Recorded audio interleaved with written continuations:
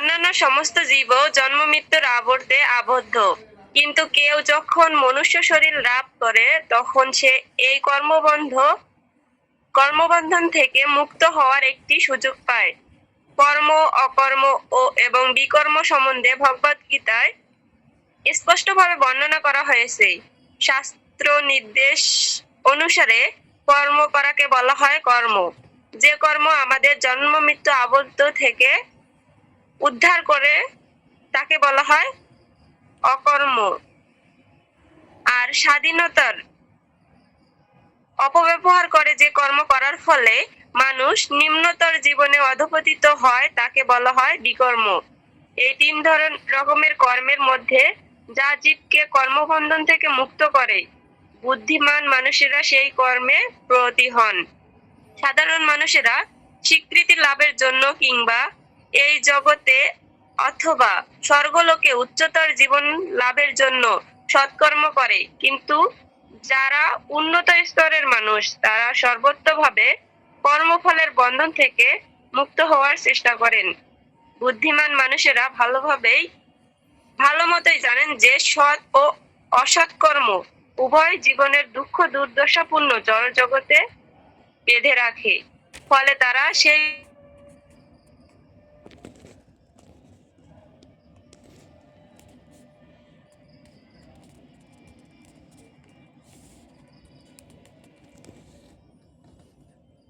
আচ্ছা, হরে কৃষ্ণ। আমরা পরে আপনার কাছ থেকে নিচ্ছি। রুমি মাতাজি, আপনার হাতটা নামিয়ে ফেলুন, আপনারটা শুনতে পাচ্ছেন। এখান থেকে কে বলবেন? হরে কৃষ্ণ। কর্ম করতে চায়, যার ফলে সৎ অসৎ উভয় কর্মের প্রতিক্রিয়া। ঠিক আছে রুমি মাতাজি, এখান থেকে এখান থেকে আপনার থেকে পরে নিচ্ছি, নেটের একটু সমস্যা। এখান থেকে কে বলবে? হাত তুলুন। হ্যাঁ বলুন চন্দ্রিকা মাতাজি।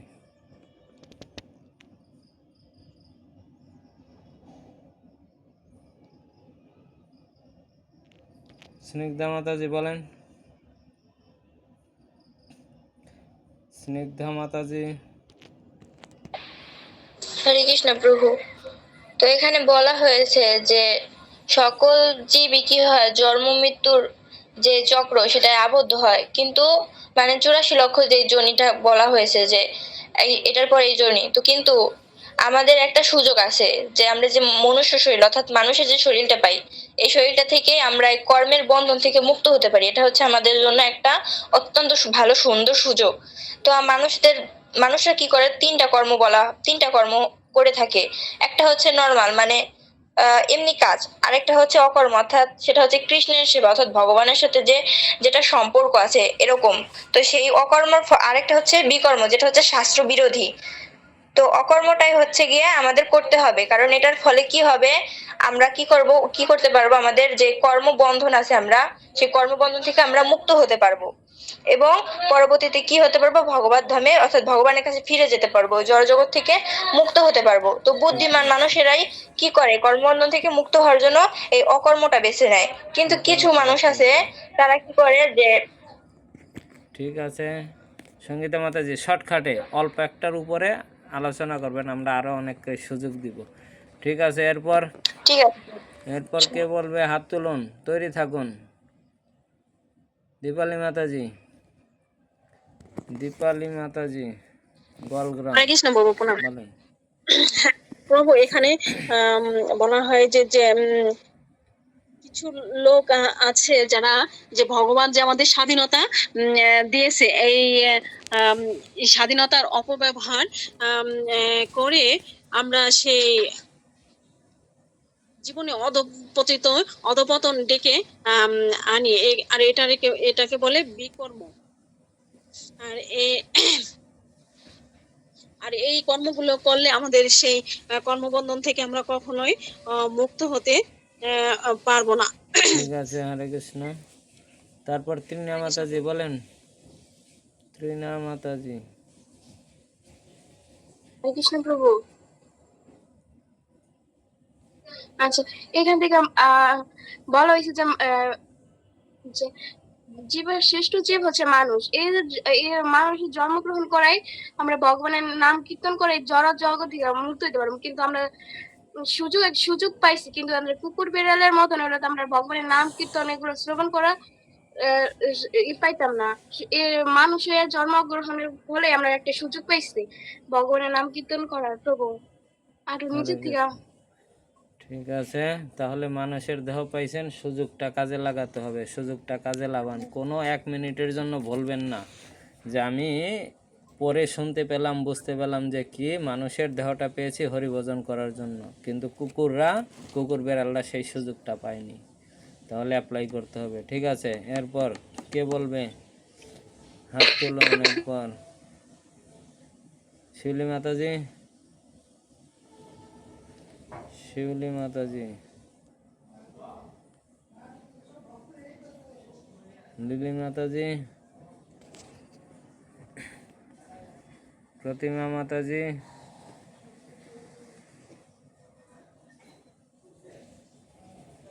হরে কৃষ্ণ, প্রণাম করছি। এখানে 3 রকম কর্মের কথা বলা হয়েছে, কিন্তু যারা বুদ্ধিমান ব্যক্তি তারা এই 3 রকম কর্মের মধ্যে সেই কর্মটাই করেন যে কর্মটার মাধ্যমে তিনি তার কর্মের বন্ধন থেকে মুক্তি হতে পারবেন। ঠিক হরে আছে, কৃষ্ণ প্রভু। তাহলে সে কর্মটাই করুন। তারপরে লক্ষ্মী মাতাজি, হ্যাঁ বলেন। না প্রভু, প্রভু এখানে তো শাস্ত্র অনুযায়ী যদি কর্ম করি প্রভু, তাহলে আমি কর্ম করলাম না, মানে আমি কর্মবন্ধনে যুক্ত রইলাম না প্রভু। তো আমার উচিত আমি যেন গুণাতীত হই, 3 গুণের মধ্যে যেন আমি আবদ্ধ না থাকি। হরে কৃষ্ণ প্রভু। হরে কৃষ্ণ। তারপর কে বলবেন? হরি বল। নমিতা মাতাজি। হরে কৃষ্ণ প্রভু। এখানে বলছে যারা জ্ঞানী মানুষ তারা সৎ এবং অসৎ কর্ম যেটাই করুক, এবং এই যে যে জীবের যে দুঃখ দুর্দশা এই জড়জগতে আমরা আছি সেইটা থেকে তারা মুক্ত থাকেন, এবং তারা এই কর্ম করে কর্মের প্রক্রিয়া থেকে মুক্ত হতে পারেন। হরে কৃষ্ণ প্রভু। কাদের কথা বললেন বুঝলাম না, আরেকবার বলুন। যারা জ্ঞানী ভক্ত, বুদ্ধিমান ভক্ত, তারা কি করে? তারা এই যে যে কর্ম করে ভগবানের জন্য, তারা তো ভগবানের নামে উৎসর্গ করে দিচ্ছে, যদি ভালোই হোক আর মন্দই হোক তারা তো সেই কর্মবন্ধন আবদ্ধ থাকে না, তার কারণ তারা তো যা করে ভগবানের নামেই করে।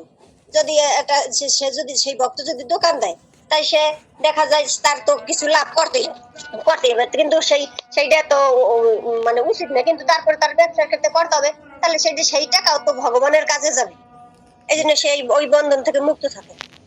আচ্ছা, এটা কি জ্ঞানী নাকি জ্ঞানী ব্যক্তি? হ্যাঁ প্রভু, আমার জ্ঞানে। আচ্ছা, তা আমাদের এখানে জ্ঞানীর কথা বুঝি বলছে? না প্রভু। বলছি এখানে কি আমাদের জ্ঞানীর কথা বলছে নাকি না যে কৃষ্ণ ভাবনাময় কর্ম যেটা অকর্ম সেটা করলেই আমাদের যথেষ্ট? হ্যাঁ হ্যাঁ। জ্ঞানী ভক্ত তো কি হচ্ছে, ফেসে যাচ্ছে নাকি? বিভা মাতাজি বলুন। হরে কৃষ্ণ প্রভু। জ্ঞানী ভক্ত যারা তারা সমস্ত কর্ম পরিত্যাগ করে, যে কর্ম ফলে মানে কর্মবন্ধনে ফেসে যাবে বলে তারা এরকম একটা ধারণা নেয় যে আমরা এখানে বুদ্ধিমান। মাতাজি হয়তো বিষয়টা গুলিয়ে ফেলেছে, এখানে বুদ্ধিমান বলা আছে, বুদ্ধিটাকে তিনি জ্ঞানী বলে হয়তো বোঝাতে চেয়েছেন। তো এখানে যে বিষয়টা মাতাজি অনেক সুন্দর করে বললেন, আগে যারা যারা বুঝে গেলেন, এখানে কর্মফল থেকে আমরা একটা শ্লোক পাই যেখানে ভগবান বলেছেন যে সেই ব্যক্তি হচ্ছে যথার্থ বুদ্ধিমান যিনি অকর্মে কর্ম দর্শন করেন এবং কর্মেও অকর্ম দর্শন করেন। অর্থাৎ অকর্ম কথাটির অর্থ কি হয়? যার কর্মফল রহিত কর্ম। অকর্ম অর্থাৎ যেই কর্মের কোনো কর্মফল হয় না। তো সেটার অর্থই হচ্ছে কৃষ্ণের জন্য যে কর্ম আমরা করি তার কোনো কর্মফল থাকে না, কারণ কৃষ্ণের সেই পাওয়ার রয়েছে যে তিনি কর্মফল হতে সমস্ত কিছু তার নিজের জন্য নিয়ে নিতে পারেন। তার ভক্তকে আমরা আগেও ভাগবতে পড়ে এসেছি, যখন কোনো ব্যক্তি কৃষ্ণের শরণাগত হয় তার পূর্বকৃত প্রারব্ধ অপ্রারব্ধ কূট বিজস্ত যা কিছু আছে, যখন তিনি ঐকান্তিক সেবায় যুক্ত হয়, কৃষ্ণ 1 সেকেন্ডের মধ্যে সবকিছু দহন করে ফেলতে পারেন। তো এইভাবে আমরা যখন অকর্ম করব, তখন আমরা সমস্ত কর্মফল থেকে রহিত হয়ে যেতে পারবো। অবশ্যই আমাদের ভক্তিটা সেরকম স্ট্রং হওয়া উচিত। আর এখানে যে কথাটা মেইনলি বলেছে, যেখানে আমার একটা ঘাটতি, যেমন ভগবান বলছেন যে এই মনুষ্য জীবনে আমাদের ভগবত প্রাপ্তি করা সম্ভব, বা আমরা এই কর্মবন্ধন থেকে, এই দেহান্তর যে একটা চক্র, এটা থেকে মুক্ত হতে পারি। তো আমি কি করছি, আমি তো জেনে গেছি যে আমি মনুষ্য জীবন পেয়েছি আপনাদের সান্নিধ্যে, সেটাও জানতে পেরেছি, অনেক সৌভাগ্যের ফলে এটা পেয়েছি। এখন একটা বৈষ্ণব একটা মানে সুন্দর ক্লাস করতে পারছি, বৈষ্ণবদের সঙ্গ করতে পারছি, কিন্তু তারপরে আমি বিধিনিষেধ গুলা সুন্দরভাবে জেনে শুনেও পালন করছি না। কিছুটা মন গড়া করছি, নিজের মতো কিছু করছি, কিছুটা ভুলভ্রান্তি করছি। এটা করলেও এই দেহান্ত মানে এই যে একটা জন্ম মৃত্যু চক্র, এটা থেকে আমি বেরোতে পারবো না। আমাদের মহাজনগত পন্থা বা আমাদের গুরু পরম্পরার আচার্য বর্গরা যা কিছু পুঙ্খানুপুঙ্খ ভাবে বিশ্লেষণ করে গেছেন, আমাদের ঠিক সেই একই ভাবে ফলনা করলে তখন আমরা এই সব বন্ধন থেকে মুক্ত হতে পারবো না। তো আমরা শুধু মনুষ্য জীবন পেয়ে এই নামে নামে কিছু করলাম, এটা করলে হবে না। মানে আমি যুক্তও রয়েছি, সাথে সাথে আমি ভুল ভ্রান্তিও করছি, পাপ আচরণও করছি, তাহলে কিন্তু এই কর্মবন্ধন থেকে মুক্ত পাওয়াটা অনেক কঠিন। ভগবান যেমন বলেছেন যে এই যে যে কর্ম অকর্ম বা কি, এই যে এটা বুদ্ধিমান ব্যক্তিরাও, যাদের অনেক বুদ্ধিমান, তারাও কি হয়, মোহিত হয়ে যায়, তারা চুজ করতে পারে না। সেখানে আমরা তো অনেক মানে নগণ্য। আমাদের এইগুলো অনেক সুন্দরভাবে বুঝে তারপর কর্মে লিপ্ত হওয়া উচিত। আর আমাদের মনটাকে প্রথমত, আমি আমার মানে ভুলটা বুঝতে পেরে আমি এখন মানে যেটা আমি রিগ্রেট করি, যে আমার এখন পুঙ্খানুপুঙ্খ ভাবে সমস্ত বিধি নিষেধ অনুসরণ করা উচিত, এবং শ্রী মানে আপনাদের যে সমস্ত বৈষ্ণবেরা রয়েছেন এবং শ্রী গুরু এবং ভগবানের প্রতি আমার নিবেদিত প্রাণ হওয়া উচিত, যে আপনাদের কথায় শিরোধার্য, যা বলবেন সেটা। তো যতটুকু পারবো সুন্দরভাবে সেবা করার চেষ্টা করবো। হরে কৃষ্ণ। হরে কৃষ্ণ, খুব সুন্দর বলেছেন। এখানে বুঝতে হবে আমাদের ক্লাসগুলো এখন এইভাবেই চলবে। একটা প্যারার উপরেই সবাই বলার চেষ্টা করবেন। হয়তো এখান থেকে সবারটাই ভালো হবে, কম বেশি ভালো হবে, কিন্তু পারফেক্ট করার একটা আমাদের প্রবণতা থাকবে এইখানে। যেমন আমাদের নমিতা মাতাজি একটু গুলিয়ে ফেলছিল, ঠিক আছে। তারপরে এখানে বিভা মাতাজি বলছে, এইভাবে আমাদের প্রতিটা আলোচনা চলবে, আমি ক্লাসে থাকি আর না থাকি, ঠিক আছে। এটা যারা আছেন সিনিয়র পারসন, যারা একটু ভালো বোঝেন, তারা এইভাবে ক্লাসটা পরিচালনা করবেন। একটা থেকে আমরা এমনভাবে এই জিনিসগুলো ঘেঁটেবো যে কি হয়, এখান থেকে ভালো একটা জিনিস আসবে, সেই জিনিসটি আমরা নিজেদের জীবনে অ্যাপ্লাই করব। তো এইখানে বলছে যে কোন কর্মটা করা উচিত, কৃষ্ণ ভাবনাময়। আর বাকি সব কি করতে হবে, বাদ দিতে হবে। সবগুলো আমাদের কর্মবন্ধনে আবদ্ধ করবে, আবারও কি করবে, এই পৃথিবীতে নিয়ে আসবে আমাদের। এর জন্য আমাদের কর্মটা সুন্দর মতো জানতে হবে যে কোন কর্মটা করলে আমি কি করব। আর ভগবান আমাদের আগে প্রতিশ্রুতি দিয়েছে, যদি আমরা ভগবানের পথে চলি, ভগবানের নির্দেশ মানি, তাহলে ভগবান স্বয়ং কি করবে, সব বন্ধন থেকে আমাকে মুক্ত করে দিবে। তাহলে সবচেয়ে বেটার হচ্ছে আমার নিজের চেষ্টায় কর্ম না করে কৃষ্ণের নির্দেশে যদি আমি কর্ম করি, আমার সংসার পরিচালনা করি কৃষ্ণের আইন অনুযায়ী, তাহলে কি করবে, সব বন্ধন থেকে কৃষ্ণ স্বয়ং কি করবে, আমাকে মুক্ত করে দিবে। আমার চেষ্টা করার দরকার নেই। অর্জুনকে বলছে যে যুদ্ধ করো, কথা না বলে সে এখানে জাস্টিফাই করার জন্য আমাদের জন্য যে কোন কর্মটা করা উচিত, এই যুদ্ধটাও কি পারফেক্ট, বলছে আমার জন্য যুদ্ধ করো, আমি সব বন্ধন থেকে মুক্ত করব। তাহলে আমার আর দরকার কি জাস্টিফাই করে, দরকার আছে শাস্ত্র পড়ব, কৃষ্ণের নির্দেশ পাবো, সেই অনুযায়ী কর্ম করব, তাহলেই আমরা সব বন্ধন থেকে মুক্ত হব। এখান থেকে কারো কোনো প্রশ্ন, দ্বিধাদ্বন্দ্ব, মতভেদ